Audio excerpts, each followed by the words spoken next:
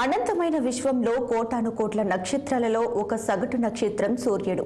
ఈ సూర్యుడి చుట్టూ పరిభ్రమించే నవగ్రహాలలో ఒకటి మన భూమి.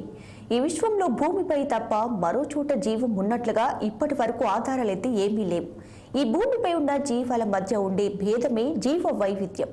మన భూమిపై ప్రస్తుతం ఉన్న జీవ వైవిధ్యం 1 కోటి నుంచి 10 కోట్ల జాతులని అంచనా. కానీ ఇప్పటి వరకు కేవలం 17 లక్షల జాతులను మాత్రమే మన శాస్త్రవేత్తలు ఇప్పటి వరకు గుర్తించారు.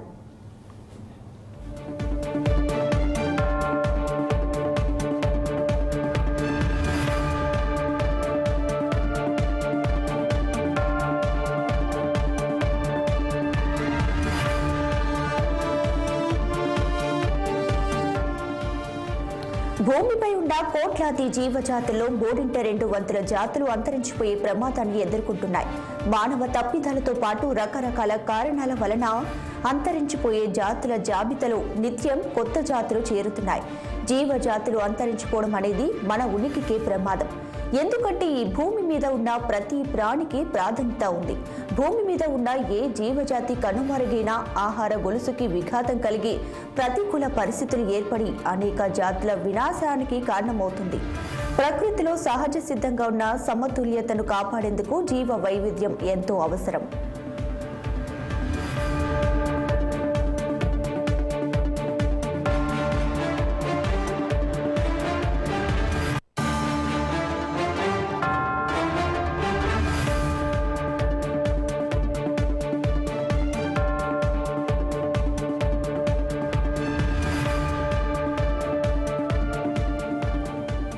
సృష్టిలోని జీవజాతుల మధ్య ఉన్న సంబంధాల మధ్య మనిషి ఒక సూక్ష్మ భాగం మాత్రమే.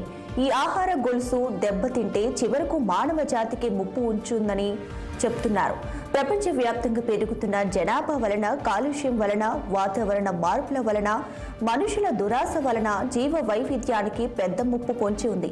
ముఖ్యంగా పట్టణీకరణ, బహుళ అంతస్తుల భవనాల నిర్మాణాలు, అడవుల నరికివేత, పోడు వ్యవసాయం, ఓపెన్ కాస్ట్ మైనింగ్, జనాభా విస్ఫోటనం, భూమి కోత, వ్యవసాయంలో రసాయన పురుగుల మందులు విచ్చలవిడిగా వాడటం, నిబంధనలకు విరుద్ధంగా చేపలు పట్టడం, వ్యవసాయం చేయడం, వేటాడడం వంటి చర్యలు పర్యావరణంపై ప్రభావాన్ని చూపుతుంటాయి. వాతావరణ మార్పులు కూడా దీనికి దోహదం చేస్తున్నాయి. కాబట్టి అమూల్యమైన, అపురూపమైన జీవ వైవిధ్యాన్ని కాపాడుకోవడం అవసరం.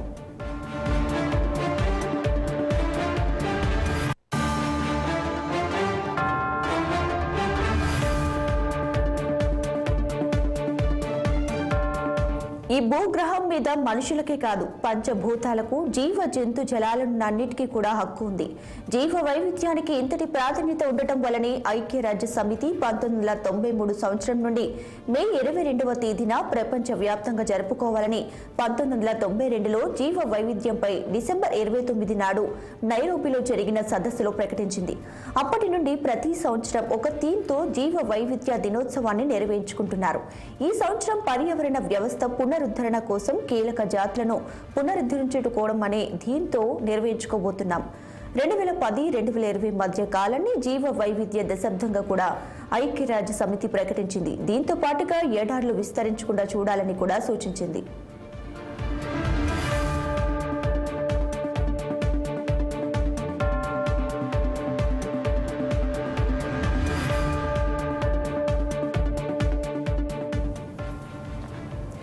ఒకప్పుడు దట్టమైన అడవులతో నిండి ఉండే ఈ భూభాగంలో దాదాపు 40% ఇప్పటికీ అంతరించిపోయాయి. జనాభా పెరుగుతున్న కొద్దీ అడవుల విస్తీర్ణం తగ్గిపోయి వన్యప్రాణుల ఉనికికే ముప్పు ఏర్పడడం పెద్ద సమస్యగా పరిణమించింది. పర్యావరణంలో జంతువులు లేదా కీటకాల సంఖ్య కంటే పచ్చని మొక్కల సంఖ్య ఎక్కువగా ఉండాలి. ఈ జంతువులు లేదా కీటకాల సంఖ్య వాటిని తినే పెద్ద జంతువుల సంఖ్య కంటే ఎక్కువగా ఉండాలి. అప్పుడే ప్రకృతి సమతుల్యంగా ఉంటుంది. ఈ భూమి మీద ఉన్న ప్రతి ప్రాణికి ప్రత్యేకమైన ప్రాధాన్యత ఉంది. ఆహార చక్రంలో మార్పులు తీసుకువస్తే అది ప్రతికూల ఫలితాలను ఇవ్వడంతో పాటు జాతుల వినాశనానికి కారణమవుతుంది. కాబట్టి ప్రకృతి సమతుల్యతను కాపాడడానికి జీవ వైవిధ్యం అనేది అవసరం. ఈ జీవ వర్ణన వ్యవస్థలో అతి సున్నితమైన సంబంధాల మధ్య మనిషి కేవలం ఒక సూక్ష్మ భాగం మాత్రమే. భూమి మీద నుండి ఏ జాతి కనుమరుగైనా ఆహారం చక్రాలకు విఘాతం, చివరకు మనిషి ఉనికికే ప్రమాదం.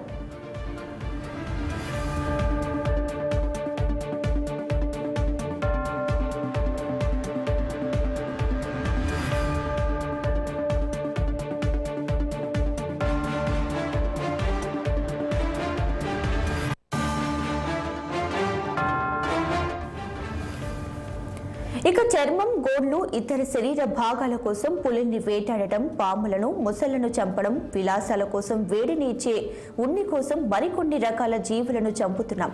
ఇదంతా జీవ వైవిధ్య నష్టానికి దారితీస్తుంది. సుసంపన్నమైన జీవ వైవిధ్యానికి నెలవుగా ఉన్న ఆవాసాలు వాణిజ్యపరమైన మానవ సంపద ఒత్తిడిల కారణంగా తగ్గిపోవడం వలన జన్యు వైవిధ్యం కూడా క్షీణిస్తుంది. గ్రామీణ, గిరిజన ప్రజలు సాంప్రదాయిక సంరక్షణ పద్ధతులను విడనాడటం వలన కూడా వన్యప్రాణులు మరియు వాటి ఆవాసాలు తగ్గిపోతున్నాయి.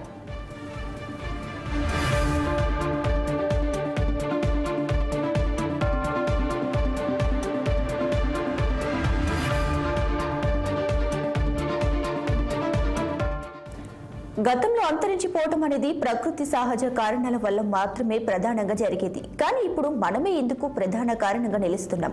గత 20 కోట్ల సంవత్సరాల కాలంలో ప్రతి 10 లక్షల సంవత్సరాలకు 9 లక్షల సకశేరుక జాతులు సగటున అంతరించిపోతున్నట్లు ఒక అంచనా ఉండేది. అంటే సుమారుగా ప్రతి శతాబ్ద కాలానికి 90 జాతులు నశించిపోతున్నట్లు గణాంకాలు చెబుతున్నాయి. ఇక మొక్కల్లో ప్రతి 27 సంవత్సరాలకు ఒక వృక్ష జాతి అంతరించిపోతుంది. ఇటీవలి సంవత్సరాలలో సముద్రాల మధ్య ఉన్నటువంటి ద్వీపాల్లో జీవజాతులు సామూహికంగా అంతరించిపోతున్నాయి. ప్రాంతాలలో అడవులను నాశనం చేయటం, మానవులు కొత్త భక్షక జీవుల్ని ప్రవేశపెట్టడం, కలుపు మొక్కల వలన ఈ తీవ్రత పెరుగుతుంది. ఈ ద్వీప ప్రాంతాల వైశాల్యం తక్కువగా ఉండి అక్కడ ఉండే జీవజాతుల జనాభా కూడా పరిమితంగా ఉండి ఇవన్నీ అంతరించిపోయే ప్రమాదం ఉంది. ఇటీవలి కాలంలో అంతరించిపోయిన పక్షి మరియు వృక్ష జాతులలో 75% ద్వీపాలకు చెందినవే.